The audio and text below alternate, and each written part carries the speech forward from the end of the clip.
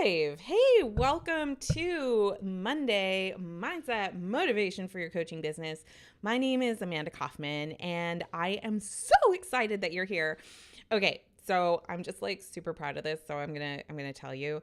I went live with Instagram, and I've got the camera for going live on like YouTube and Facebook going at the same time and basically the same placement, which is like I feel pretty bad. I feel pretty awesome.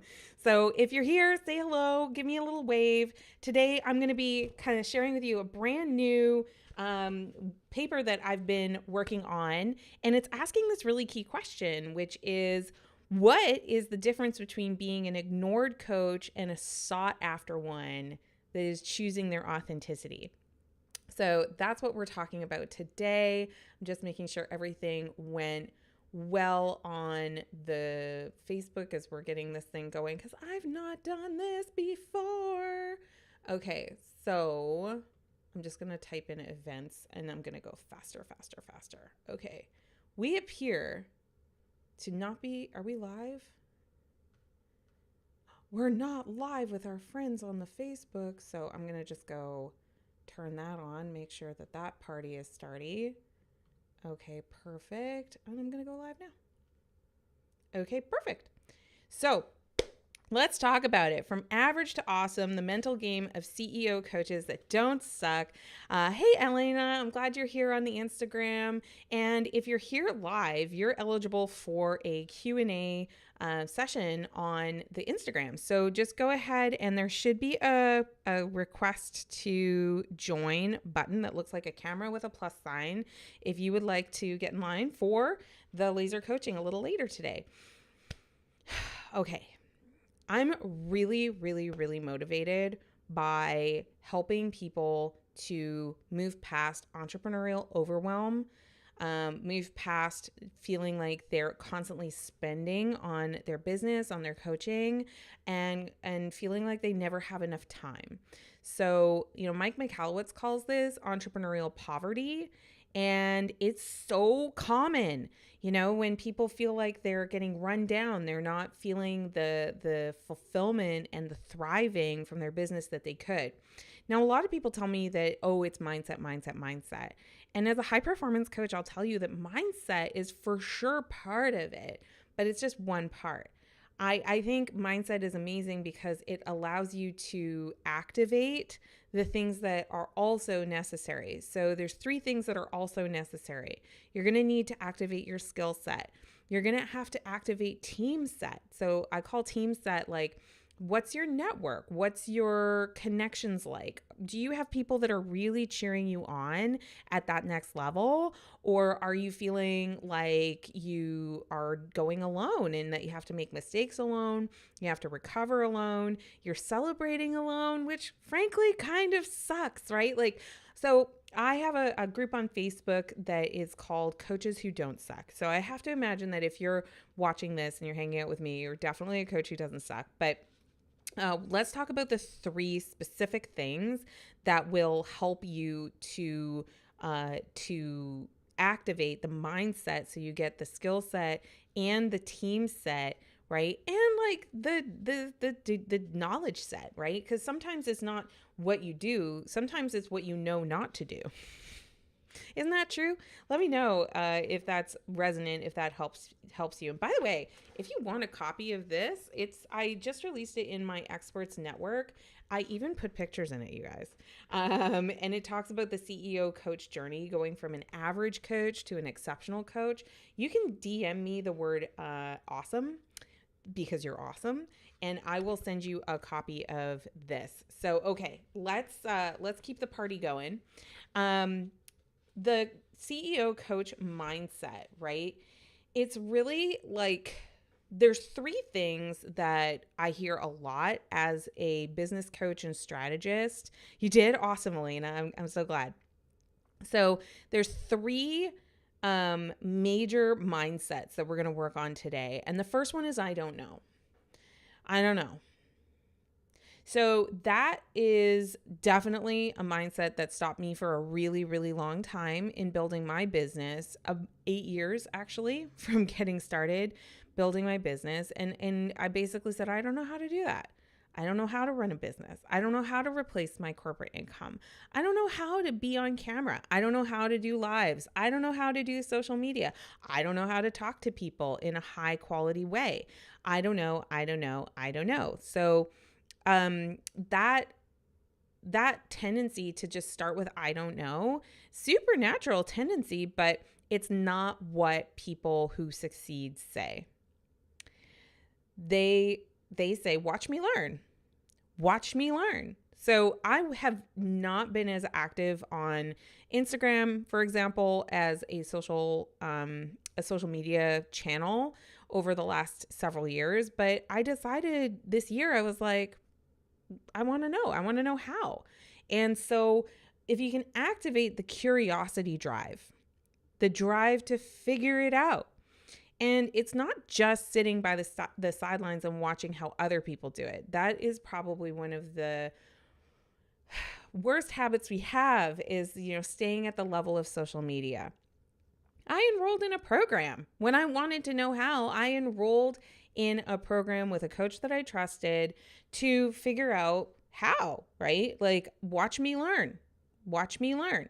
So, along the way, last week, I had nobody show up live. No one showed up live until the very end of my live last week. And I was like, oh, I forgot to build anticipation. I forgot to tell people that I'm doing this.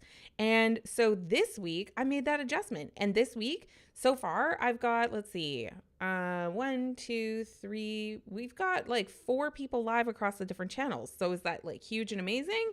Well, yeah, compared to 0 last week, that's a 400% increase, right? So I really want to encourage you, you're going to do something, even if you know to do something, and you're going to realize, oh, there was a way that I could have done that even better. And so as long as you're learning from what you do, and I just had a really great conversation with a team member today about this very mindset of I learn and I learn and I learn. Watch me learn. They just did something really incredible, just hit an amazing milestone. And then I asked them, how are you doing? And they said, well, this could have gone better and that could have gone better and this could have gone better. And I was like, ooh, my ex-perfectionist was just going crazy. And I said, look, here's our new standard.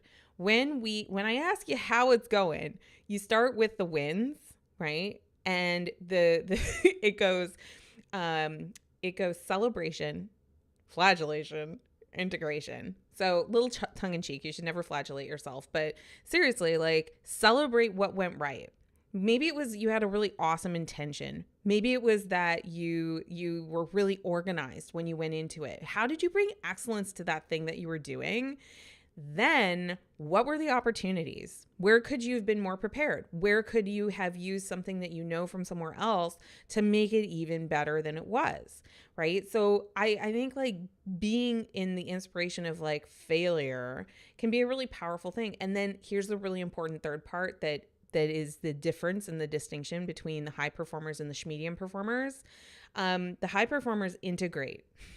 Right? So they learn and they integrate. Now, if you really are flagellating, so if you don't know what that means, it means you're beating yourself up because you didn't get a desired outcome, a desired result that you wanted to get. I hear you. I've been there. I go there sometimes still. I have to remind myself to come back, and what's past is past, what's done is done. So do whatever you need to do to shift from I don't know how to watch me learn. Okay. Second big idea, and who's taking some notes? Let me know in the chat if you're taking some notes. The second big idea is around comparison. Does anybody else kind of suffer from comparisonitis? Right? So comparisonitis is my funny way of saying you look at something that you might otherwise admire and you use it to make yourself feel bad, right? So if I was admiring that somebody has beautiful clothes and I can't afford those clothes, then I would get into this comparisonitis that it's well, nobody would want to talk to me because I'm not as beautiful as this person who had been dressed to the nines, for example, right? Or maybe I'm admiring the skill that someone has when they are presenting. or when they've developed something and I'm like, whoa, that's so amazing. And then the difference is intent.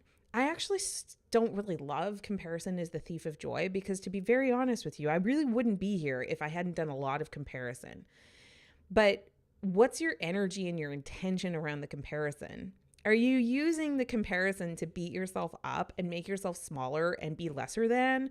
Or are you truly admiring hard work that somebody put into something, or even admiring genetics? Like, let's just be real. Sometimes there's things that somebody had in their favor that allows them to have a wonderful outcome that maybe you don't even have access to, and that's okay, because so do you. You have certain things that you were exposed to that no one else has that experience. No one else has that predisposition. Yeah, admire what's possible. Exactly, Benny. So I think like moving from comparison is the thief of joy to comparison and admiration, let that be my fuel for vision. Let that be my fuel for doing even better. And I think what has been really important to me as an entrepreneur has been blazing my own trail. I did not know, and I still don't know, very many moms of 4 kids who are building a 7-figure anything, right? And I have that ambition. I have that vision. I'm building towards that 7-figure year. I've done almost 3 in my business so far, and I'm like, okay, well, what is it that the people who I admire do that contribute to their 7-figure year? And I actually cover it in the new paper that I just wrote. And look, I even have pictures. Look, she's looking in the mirror. She's suffering from her comparison, or she's just a really great dancer. But the point is that you want to find that alignment in the admiration. And if you just isolate yourself and you just stay in your own head, you're not helping anybody. I help coaches. I work with coaches, entrepreneurs, business owners, and the thing that keeps them small is comparisonitis, comparisonitis and telling themselves the lie that they don't know how. First of all, your intuition, you probably do know how. Secondly, you're in an age where it has literally never been easier to find out how. Right? So, I have coaching programs. My friends that are here, like you all have coaching programs. Let me know if you have a coaching program. So you can get the social support, but then informationally speaking, Google is abundant. ChatGPT, holy cow, right? We tell ourselves we don't know something when we very much have access to probably the most information we've ever had in the history of humanity ever, right? So, yeah.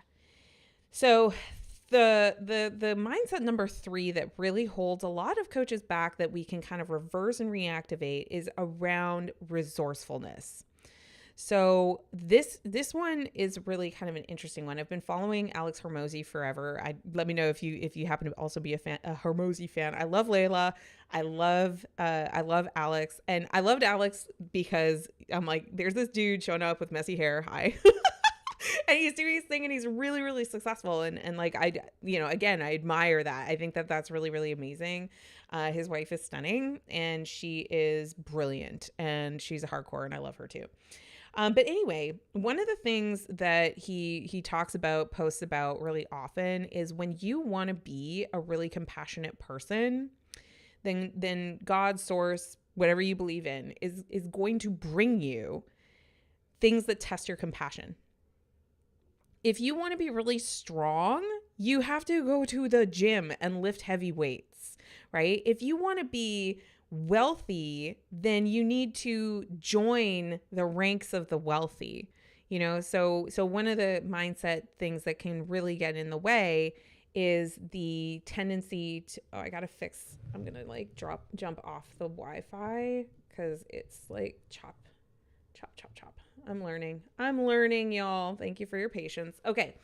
So, what I was saying is like, when you want to be wealthy, then you need to find something cute about wealthy people. When you want to be fit, if you want to be smart, you got to feel dumb, right? So I'll never forget, like when I went into chemical engineering, I had really high grades in high school, and I went into university and it chewed me up and spit me out. Like it was so hard, but I learned how to learn. And the thing that I've been taught and I've learned over and over again is steel is forged in fire. Steel is forged in fire. You know, if you want to be a genuinely nice person, not a codependent person, but a really nice person, you need to understand how to handle people who are rude and mean. Doesn't that just make sense, you guys? Like, let me know if this is helpful. So if you want to be able to use online marketing really, really effectively, guess what? You're going to be ineffective at first. And that's just the truth of it. So thank you, Hormozi, for reminding us about that. Okay, so the third idea here is building something from nothing. I'm curious, how many of you are bootstrapping your business, or you're building the next level of your business based on the profit that you generated from your pre-existing business, right? There's really only two ways to start a business and have startup capital. You can ask somebody for the money, or you can produce it yourself. So one of the things that I found is that it's so much easier to spend than it is to save, and it's so much easier to save than it is to earn. And the reason why is because it's a competitive world out there. There's so many people who are offering the thing that you do. So then if you want to be one of the really successful ones, if you want to choose to be in the top 2%, and you're starting from a place where your bank account is what it is, your knowledge account is what it is, your team account is what it is, your presence, location in the world is what it is, your language is what it is, then you need to be resourceful to leverage into the next phase. That's really what business is about. It's about identifying, how can I take this thing that costs me X and then make the value of it bigger so that people want to buy it and for more than what I put into it. That's literally what it is to run a business. And a lot of coaches stop themselves because they're like, well, I don't have enough money to run ads. I don't have enough money to have a virtual assistant. I don't have enough money to enroll in a program that's going to show me exactly how to sell, word by word and nonverbal by nonverbal. I hear it all the time. And I'm going to tell you something. I've enrolled in plenty of programs where I couldn't afford it, in the sense that I'm not Scrooge McDuck. I don't have like a giant stash of money just like sitting there that I take baths in. And I think you'll find that most of your customers and clients don't. Many of your customers and clients are not thinking about hiring a coach as a potential solution, which is a more expensive upfront solution, but it saves you so much time that it ultimately saves you more in the long run to have the support and the coach. So this is an example of what I'm talking about with resourcefulness. So story I share in the paper, by the way, you can DM me the word awesome and I'll send you a link to download this paper for free. There's no opt-in, there's no nothing. You can just access it. You can read it. But I share in it the story of when I cracked the code on selling. And I went from selling $10 an hour, and then I kind of figured out my way to like a $3,000 package. But then I hired a coach who showed me how to sell $30,000 coaching packages, not an earnings claim, just telling you what happened in the past. So when I cracked the code on that, I learned how to sell it. And I was very lucky. I ended up selling like 4 of these packages really, really fast. And so when I started to do that, I was thinking, oh my goodness, it's really happening. I've got wind in my hair. It's incredible. And all I wanted to do was stabilize and continue to scale. Does anybody else have kind of that sort of motive? You just want to have stability and security in your business and in your life, and like that's all you want. And I was under the illusion that people who had financial problems were people who were buying cars too soon or wasting it on, fashion, or, I had all these judgments for how everybody else spent their money. And like, by the way, that is the opposite of resourcefulness, is to have like tons of judgments about how other people spend their money. I think you'd be pretty pissed off if somebody tried to tell you how to spend your money. You know what I'm saying?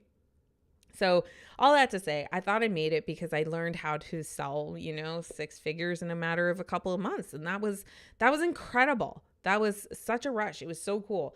And about 18 months later, I almost had to fold my business. And the reason why is because I was justifying a bunch of spending without learning how to get my time back, without learning how to have a scalable system around it, without learning really how to delegate to team members who had different skill sets than I had, and to be effective in making sure that the time that they spent allowed me to earn more, impact more, have more results. So I ended up flipping my business into a situation where I had to earn enough to not just support my family, but to support the people that I had hired. But the people that I'd hired weren't terribly effective because of my leadership. You see? So it got bad. I was in this paycheck to paycheck kind of situation.